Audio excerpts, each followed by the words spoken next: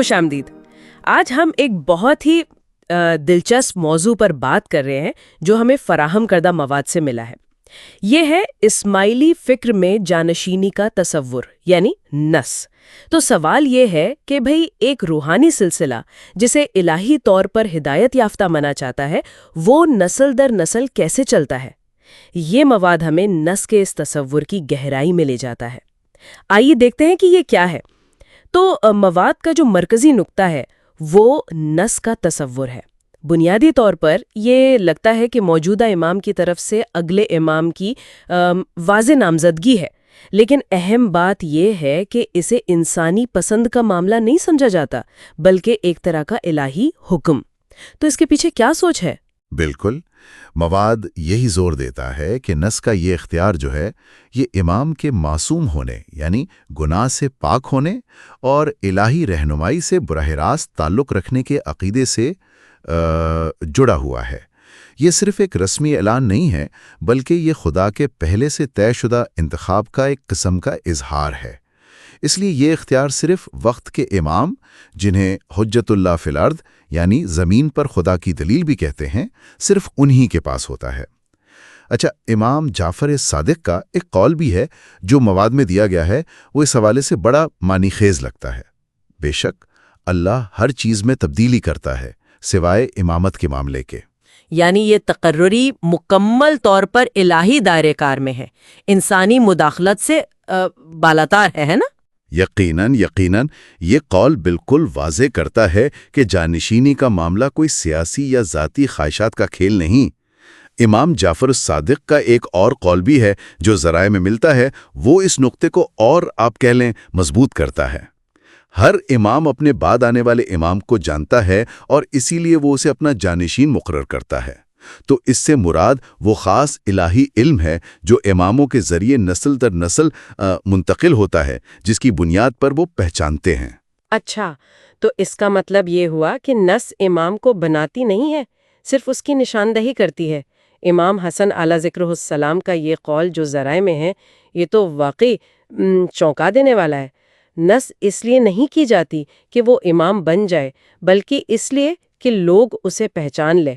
یہ تو پوری سوچ کا جیسے رخ ہی بدل دیتا ہے۔ جی، یہاں ایک بہت ہی دلچسپ پہلو سامنے آتا ہے جسے نور امامت کہا گیا ہے۔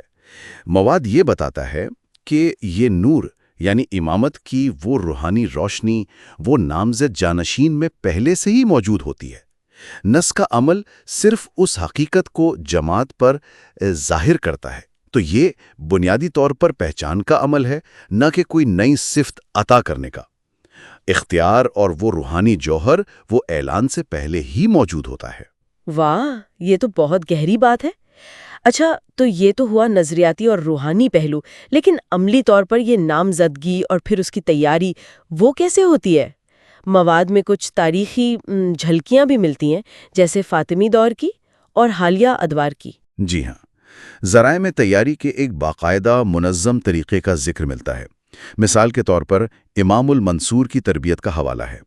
اسی طرح 49 امام سر سلطان محمد شاہ آغا خان سوم نے 49 امام بچپن سے ہی مختلف پہلوؤں سے تیار کرنا شروع کیا۔ شہزادی جوان آغا خان کا اپنے والد کا اپنے پوتے کے ساتھ وہ جو خاص تعلق تھا اور تربیت، اس کا مشاہدہ کرنا، جیسا کہ ذرائع میں ذکر ہے، یہ اس تیاری کے عمل کی ایک عملی مثال ہے۔ اور اس تیاری میں صرف علمی یا انتظامی تربیت نہیں، بلکہ وہ روحانی نشو و نما وہ بھی شامل ہوتی ہے۔ اور پھر یہی سلسلہ ہم دیکھتے ہیں کہ 49 امام کی طرف سے اپنے بیٹے پرنس رحیم آغا خان کو مختلف ذمہ داریاں دینا، جیسے IIS کے معاملات میں شامل کرنا یا عالمی رہنماؤں سے ملاقاتوں کا حصہ بنانا، یہ سب اسی تسلسل کی کڑی لگتا ہے۔ یعنی نامزد جانشین کو آہستہ آہستہ ذمہ داریوں کے لیے تیار کیا جاتا ہے۔ بالکل، یہ مثالیں یہی دکھاتی ہیں کہ نس صرف ایک لمحے کا اعلان نہیں ہے، بلکہ یہ ایک طویل مدتی عمل کا آپ کہہ لیں ایک نقطہ عروج ہو سکتا ہے، جس میں نامزد جانشین کی صلاحیتوں کو نکھارا جاتا ہے اور انہیں آنے والے کردار کے لیے پوری طرح تیار کیا جاتا ہے۔ پہلے وقتوں میں امام اکثر اپنی زندگی میں ہی واضح طور پر جانشین کا اعلان کر دیتے تھے، نص فرما دیتے تھے۔ جی ایسا ہی ہوتا تھا۔ لیکن پھر ہم دیکھتے ہیں کہ 48ویں امام سلطان محمد شاہ اور پھر 49ویں امام مولانا شاہ کریم، ان کے معاملات میں یہ اعلان سربہ مہر وصیتوں میں تھا۔ یہ وصیتیں ان کے وصال کے بعد کھولی گئیں۔ یہ ایک اہم تبدیلی لگتی ہے۔ بالکل، اور اس کی مثالیں واضح ہیں، جیسے 1957 میں امام سلطان محمد شاہ کی وصیت جب کھولی گئی تو اس میں درج تھا کہ میں اپنے پوتے کریم کو آغا خان کے لقب اور تمام شیعہ اسماعیلی پیروکاروں کا امام اور پیر مقرر کرتا ہوں۔ اچھا، تو یہ ایک آپ سمجھیں کہ رسمی اعلان تھا ان کے انتقال کے بعد۔ اور پھر وہی چیز ہمیں 2025 میں نظر آتی ہے جب مولانا شاہ کریم کی وصیت سامنے آئی، جس میں کہا گیا کہ میں اپنے بڑے بیٹے پرنس رحیم آغا خان کو اپنی وفات پر تمام شیعہ امامی اسماعیلی مسلمانوں کا امام اور پیر نامزد کرتا ہوں۔ جی ہاں، تو یہ تسلسل یہ کیا ظاہر کرتا ہے؟ کیا یہ مطلب ہے کہ سر بمہر وصیت اب ایک طرح سے قائم شدہ طریقہ بن گیا ہے نس کے اعلان کا؟ شاید دنیا بدل گئی ہے اس لیے۔ یہ ایک بہت اہم نقطہ آپ نے اٹھایا۔ دیکھیے، وصیت کا جو بنیادی مقصد ہے نا، وہ نئے امام کو یہ بتانا نہیں ہے کہ وہ امام ہے۔ اچھا، جی، ذرائع اس بارے میں بہت واضح ہیں کہ امام وقت جو ہیں وہ اپنی حقیقت اور ذمہ داری سے اللہ کی طرف سے جو تائید ہوتی ہے اس سے پہلے ہی واقف ہوتے ہیں۔ بالکل، یہ وصیتیں جو ہیں وہ اصل میں جماعت کے لیے اور دنیا کے سامنے اس جانشینی کو ایک رسمی، ایک واضح اور محفوظ انداز میں پیش کرنے کا ذریعہ ہیں۔ صحیح۔ تاکہ کوئی ابہام نہ رہے، کوئی سوال نہ اٹھے، اور وہ جو تسلسل امامت کا وہ قائم رہے۔ یہ تو بہت ہی دلچسپ بات ہے۔ تو اگر وصیت صرف ایک رسمی اعلان ہے تو پھر جانشینی کا اصل لمحہ کون سا ہوتا ہے؟ مطلب وہ حقیقی منتقلی کب ہوتی ہے، امام کی وفات کے وقت یا جب وصیت پڑھی جاتی ہے؟ نہیں، ذرائع اس میں بالکل آپ کہیے کہ واضح ہیں۔ امامت جو ہے وہ پچھلے امام کے انتقال کے فوراً بعد، فوراً؟ جی بالکل، اسی لمحے، ایک لمحے کے وقفے کے بغیر نامزد جانشین کو منتقل ہو جاتی ہے۔ اچھا۔ خود مولانا شاہ کریم نے اس کی وضاحت فرمائی تھی۔ 1982 کی ایک تقریر کا حوالہ ہے۔ وہ فرماتے ہیں کہ دوپہر کے قریب میرے دادا کا انتقال ہوا اور انہوں نے امامت مجھے سونپ دی، جی، جو نور علی کی نمائندگی کرتی ہے، جو آج مجھ میں ہے جب میں آپ کے سامنے کھڑا ہوں۔ تو یہ تو بالکل واضح ہے۔ جی ہاں، اور انہوں نے 1957 میں بھی امامت سنبھالنے کے فوراً بعد ایک انٹرویو میں کہا تھا کہ رسمی طور پر جیسے ہی ایک امام کا انتقال ہوتا ہے، ان کا جانشین اسی لمحے سے ذمہ داری سنبھال لیتا ہے۔ تو اس سے وہ خیال تو بالکل رد ہو جاتا ہے کہ نیا امام وصیت کھلنے تک لا علم ہو سکتا ہے۔ بالکل، وہ خیال درست نہیں ہے۔ امامت کا سلسلہ ایک لمحے کے لیے بھی منقطع نہیں ہوتا۔ تو پھر یہ جو نس ہے، یہ صرف نام بتانے سے کہیں زیادہ گہری چیز ہے؟ یقیناً، نہ صرف کسی کا نام لینا نہیں ہے، یہ تو وہ الہی تسلسل ہے جو جاری رہتا ہے، اس کا ایک آپ کہیں ظاہری عمل ہے۔ یعنی یہ وہ روحانی رہنمائی کی ایک زنجیر ہے جو نظر نہیں آتی، لیکن نس اس کی ایک نظر آنے والی کڑی بن جاتی ہے۔ واہ! جو تاریخ کو اور ابدیت کو، ظاہر کو اور باطن کو جوڑتی ہے۔